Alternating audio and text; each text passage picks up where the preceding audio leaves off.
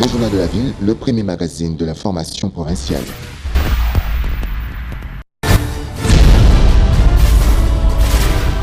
Tout de suite, le journal.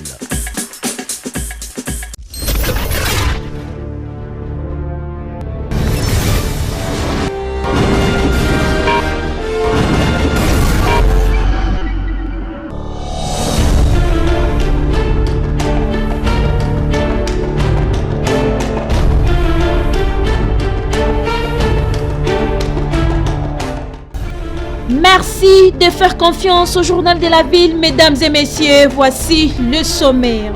Après l'affrontement entre les députés pétitionnaires CACH et ceux du FCC à l'Assemblée nationale, c'est mardi 8 décembre, le bureau d'âge a été finalement installé. Ce dernier a tenu sa plénière et a convoqué une autre plénière pour ce jeudi. Il est temps pour ces bureaux d'âge de notifier le bureau Mabunda. Annoncé pour ce mercredi, la plénière du Sénat a été renvoyée à une date ultérieure et aucune raison n'a été donnée pour justifier ces reports. Coronavirus en République démocratique du Congo, 137 nouveaux cas ont été testés positifs à Kinshasa. Des mesures contraignantes seront prises, annonce le porte-parole du gouvernement ici après la réunion tenue avec le Premier ministre chef du gouvernement avec le comité multisectoriel de lutte contre la Covid. C'est tout pour les sommaires. Mesdames et messieurs, encore une fois, bienvenue dans ce journal.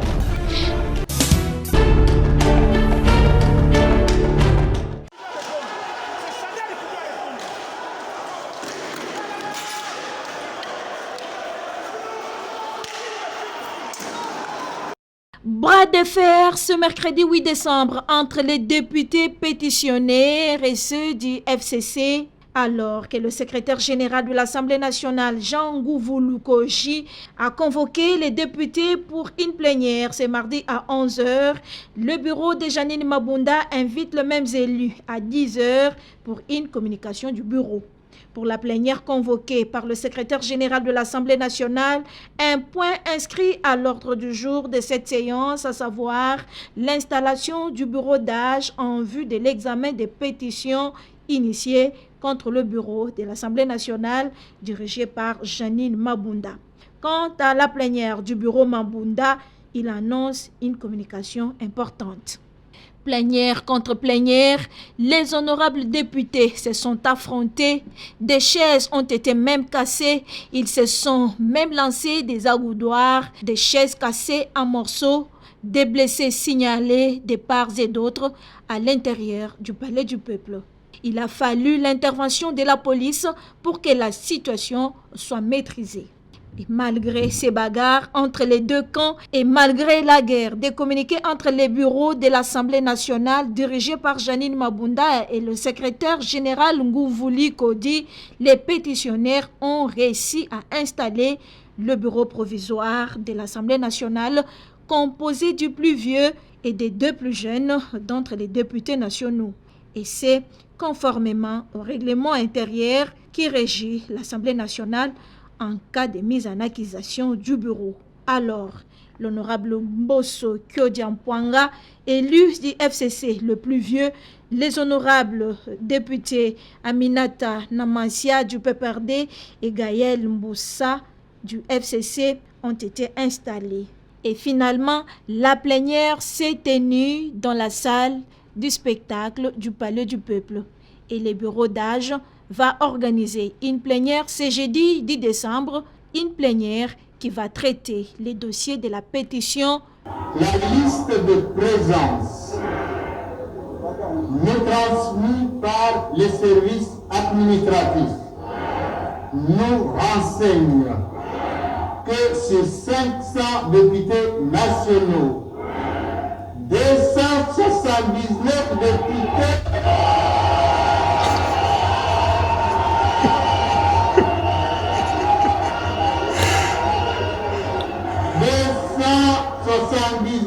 députés sont présents dans la salle.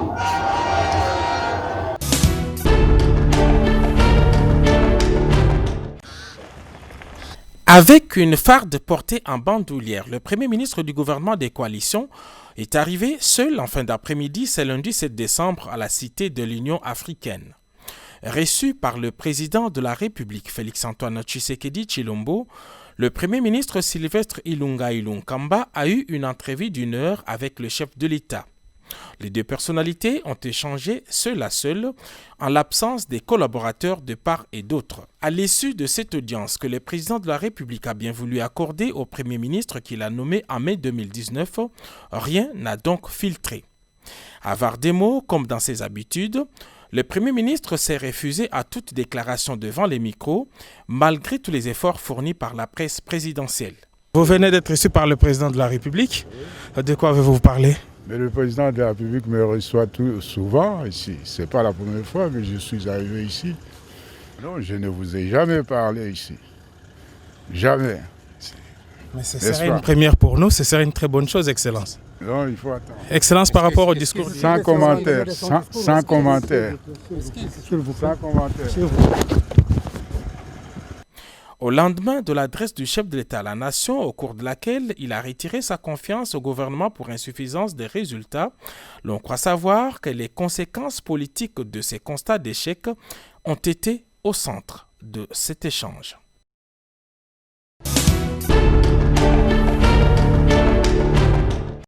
La mission de l'Organisation des Nations Unies pour la stabilisation du Congo, MONUSCO, dit prendre acte de la fin de la coalition entre le Front commun pour le Congo et CAP pour le changement, prononcé par le chef de l'État Félix-Antoine Tshisekedi Tshilombo lors de son message du 6 décembre 2020 à la nation.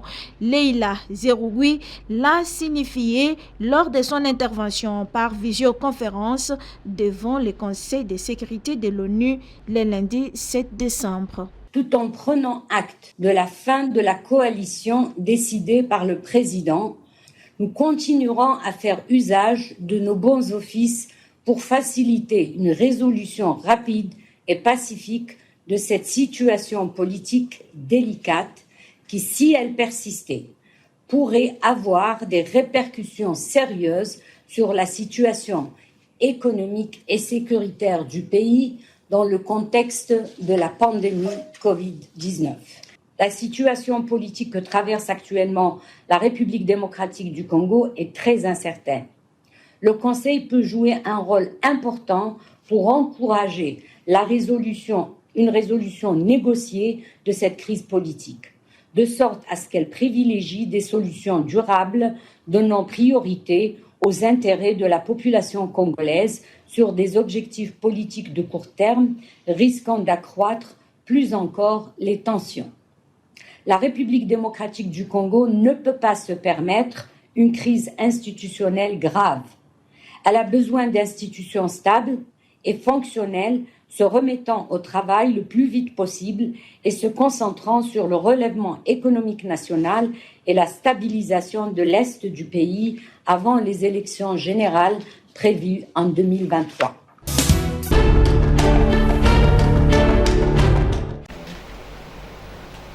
L'analyste politique Jean-Marie Kabengele s'est réjoui du discours du président de la République Félix-Antoine Tshisekedi tout en lui remerciant de tenir compte des conclusions de la conférence débat qu'il a eu à organiser récemment. Nous saluons cette coïncidence heureuse que le chef de l'État soit aligné sur les conclusions de notre conférence débat. Lesquelles conclusions demandaient notamment au président de la République de remettre les choses à zéro en considérant que ni le FCC, ni la MOUCA, ni le CACH, aucun parti politique ne détient de majorité au sein du Parlement et qu'il doit reconsidérer l'accord politique qui a été signé par le FCC et le CACH représenté respectivement par le professeur Néhémie Milagna et l'honorable Jean-Marc Abound, étant donné que cet accord politique ne peut pas supplanter, remplacer une ordonnance présidentielle. La nomination d'un informateur pourra faire souffler un nouveau vent et les choses prendront une nouvelle tournure pour le bien du peuple congolais, a renchéri Jean-Marie Kabengele. Nous saluons son discours et il nous a donné la preuve qu'il est à l'écoute de toutes les couches de la société. Et nous, en tant qu'avocats, notre cabinet avec les autres confrères, nous avons réfléchi et nous lui avons envoyé des écrits auxquels sûrement il s'est référé pour pouvoir proposer des solutions idoines pour la sortie de la crise actuelle. Quand est-ce que le président de la République doit-il nommer un informateur? Ces juristes éclaircissent l'opinion. Aucune disposition de la Constitution ne limite le pouvoir du président de la République dans la désignation d'un informateur. Cela peut se faire à tout moment que la situation politique l'exige. En outre, il a martelé tout en disant haut et fort que le gouvernement Ilukamba est un gouvernement de fraude mis en place par violation et que rien n'est bon n'en sortira.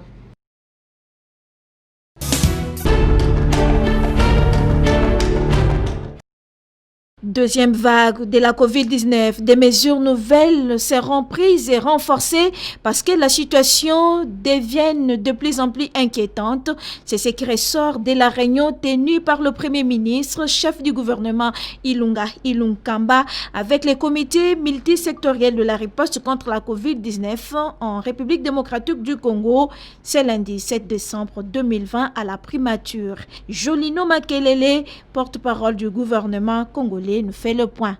Après les explications qui nous ont été données par les scientifiques, notamment le professeur Moyembe, le ministre de la Santé et d'autres, il a été noté que les mesures à appliquer, les nouvelles mesures sont de toute urgence à prendre parce que la situation devient de plus en plus inquiétante. Et pour cela, les mesures qui ont déjà été prises la semaine passée à l'occasion d'une réunion similaire autour du Premier ministre ont été transmises, les propositions ont été transmises au chef de l'État et le chef de l'État va nous communiquer incessamment ses appréciations quant à ce.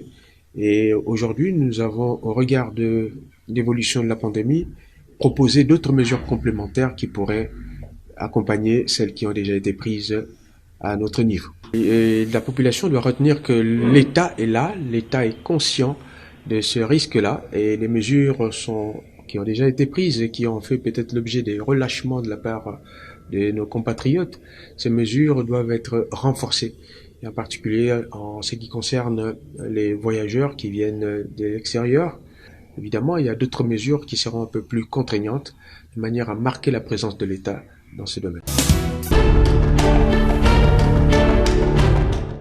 Les conseils consultatifs de l'initiative interreligieuse pour les forêts tropicales, IRI-RDC, dit suivre avec intérêt la réception par l'Assemblée nationale de la proposition des lois organiques portant principes fondamentaux relatifs à la protection et à la promotion des droits des peuples autochtones, pygmées et débats en commission.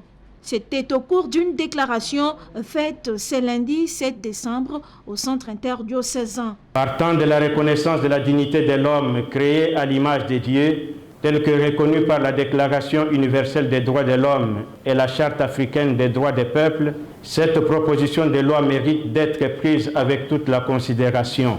Elle permettra sans doute de reconsidérer le regard et les relations avec ces citoyens de la République démocratique du Congo, dont l'apport à la construction du pays ne peut être négligeable. Les conseils consultatifs encouragent les élus du peuple à examiner cette proposition de loi avec objectivité. La technicité et la sagesse requises afin que la loi qui sera adoptée puis promulguée permette de corriger les injustices et les préjudices affligés ou commis consciemment ou inconsciemment par les différents peuples appelés à vivre en harmonie pour le développement de notre cher et beau pays. Le Conseil espère que l'application de la future loi permettra au peuple Twa, Mbuti, Baka et Babinga d'intégrer la communauté nationale avec les mêmes droits et obligations leur reconnus en tant qu'humains créés à l'image et à la ressemblance de Dieu. La proposition de loi met en exergue notamment le droit à la terre, le droit d'accès aux ressources naturelles et aux revenus de l'exploitation de celles-ci, le droit à l'environnement et à la protection du patrimoine culturel des peuples autochtones pygmées. Pour IRI RDC, cette situation mérite une réflexion approfondie. Cette situation appelait à une réflexion approfondie et à une politique concertée de l'utilisation de nos terres, tant enviées par des pays voisins et des multinationales. Les travaux en cours dans le cadre de la réforme foncière, l'élaboration de la politique nationale et de la loi sur l'aménagement du territoire, l'élaboration de la politique minière et de la politique forestière sont donc à soutenir en évitant la précipitation dans leur adoption.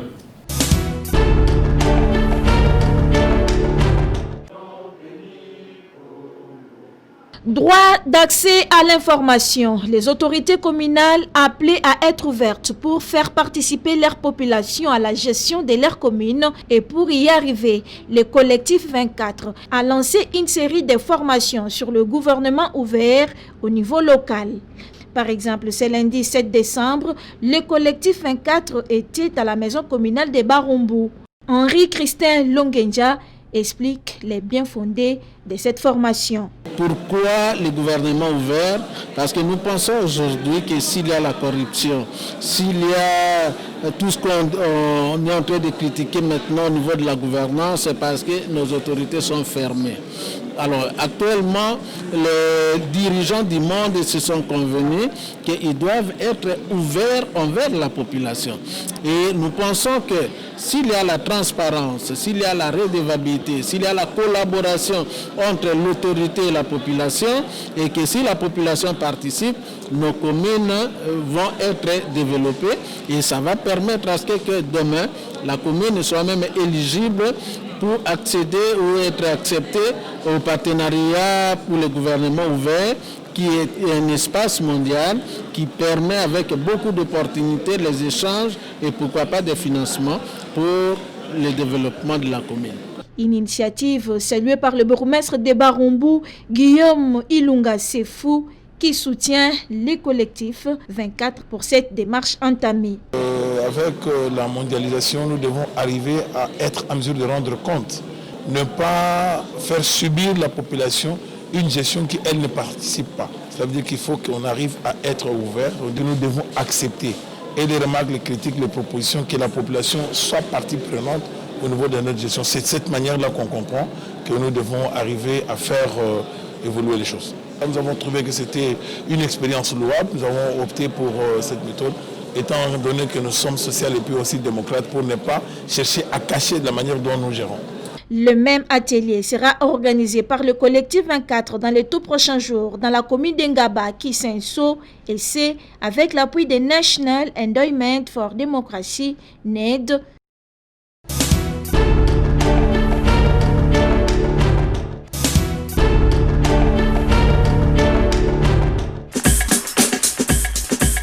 Nous sommes arrivés à la fin de ce journal de la ville. Mesdames et messieurs, merci de l'avoir suivi.